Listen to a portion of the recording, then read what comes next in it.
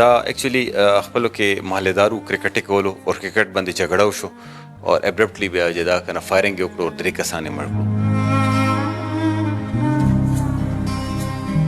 مونږ کاله منډې ته تللو چې واپس یې راتلو نو دی ورته مخکې ځای نه ناست وو نو ډزې را باندې وکړې په هغه ډزو کې مې چې کوم دی نو دوه وروڼه وفات دي یو مې خوریا وفات دی.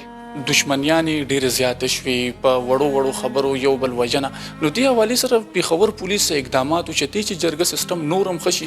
ګرانو کتونکو دا مهال زه د اورمړ پایان علاقه غازي خیل کې موجود یم چېرته چې یو ډېره زیاته افسوسناکه واقعه د دې علاقې 3 تنان د سوکنو تاڼې په حدودو کې د بې دردۍ سره قتل شو او دا ټایم اوس چې کوم هغه مقتول رور دی هغه هم را سره موجود دی. الله تعالی دې تاسو د زړه صبر درکړي. دا چې کوم کسان قتل شو دا ستا رشته کې سو او دا واقعه څنګه مخې ته راله؟ دا چې کوم وفات شوي دا مې دوه وروڼه دي یو مې خوری دی او دا زموږ محلې کې کسان دي ګاونډ کې آی سره څه معمولي خبره وه د څوک څپېړې او په هغې مسلې باندې هغه یې مونږ ته لار ونیوله. مونږ کاله منډې ته تللو چې واپس یې راتلو نو دی ورته مخکې ځای نه ناست وو نو ډزې را باندې وکړې په هغه ډزو کې مې چې کوم دی نو دوه وروڼه وفات دي یو مې خوریا وفات دی. کوم وروڼه چې ستاسو وفات شو دا خوری دي د دې عمرونه څومره او دوی به کار روزګار څه کولو؟ دا یو عمر و تقریبا داسې 36 یا 37 سالو او دا کویت کې تقریبا 18-19 سال په کویت کې تیر کړل. ډېر کم عمرۍ کې تللی او دا بل ورور مې چې کوم و دا د ده نه 2 کاله کشر و او خپله زمینداري به یې کوله. د وروڼو دې ودونه کړي؟ او وروڼو مې ودونه کړي. دا راته ووایې چې دا تاسو چا سره کومه دا تنازه روان دي دا ستاسو ګاونډیان دي؟ دا مونږ ګاونډیان دي. دا څه تنازه روانه وه؟ څومره وخت نه وه په دې کې څه جرګه مرګه؟ کال یو نیم وشو او جرګې پکې هم شوي دي او مشرانو پکې خپل کوشش کړی دی خو دغه خلکو منله نه.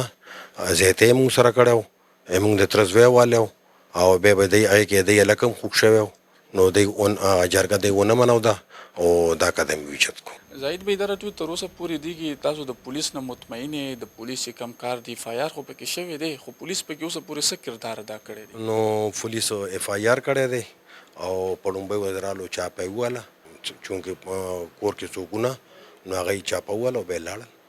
زاهد بھائی تاسو دې نه وړاندې هم څه چا سره تنازه څه دښمني تېره شوې ده که نه ړومبی ځل په دغه دښمنۍ د دلدل کې تاسو رالی؟ دا زمونږ داسې وطن دی چې چونکې زمونږ د علاقه دې کې خامخا دښمنۍ نږدې راځي او داسې څه غټې دښمنۍ نه خو مونږ تېرې نه دي او دا بس ړومبی ورته ووایه چې دا ړومبۍ دښمني وه دښمني نه وه خو د خلکو د دښمني جوړه کړه. مطلب سوک سپېړه وه د سوک سپېړې نه خلکو ذاتي غټه دښمني ترې جوړه کړه. جی بالکل دا مهال اوس موږ سره ایس ایس پي اپریشن پېښور مسعود احمد بنګش موجود دی. ډېره زیاته مننه د وخت راکولو. پس د سوکنو تاڼې په حدودو کې کم چې 3 تنان مړه شوي دي دا څه وقوعه وه دا راته ووایه؟ دا एक्चुअली خپلو کې محلهدارو کرکټ کولو او کرکټ باندې جګړه وشو او ابرپټلی بیا چې دا کنه فایرنګ یې وکړو او 3 کسان یې مړ کړو.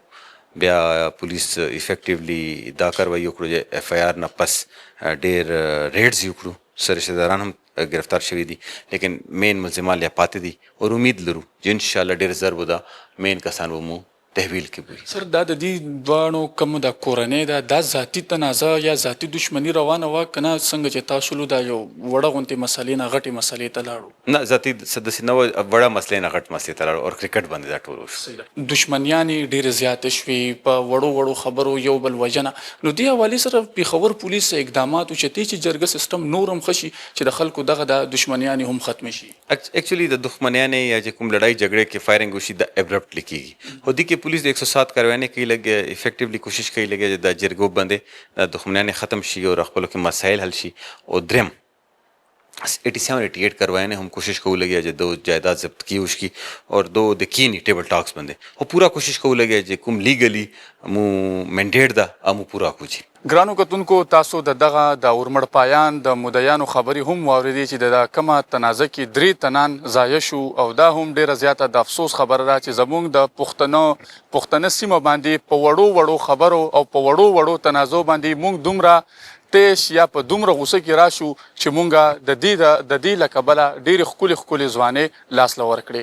ګرانو کتونکو تاسو د ایس ایس پي اپریشن پېښور خبرې هم واورېدې چې دا د کرکټ په تنازع باندې دغه تنازع دونه تیزه شوه دونه تاوتریخوالی به رالو چې دې درې تنان د لاسنه ورکړو. ګرانو کتونکو الله تعالی دې په موږ تاسو ټولو باندې خصوصي رحم وکړي.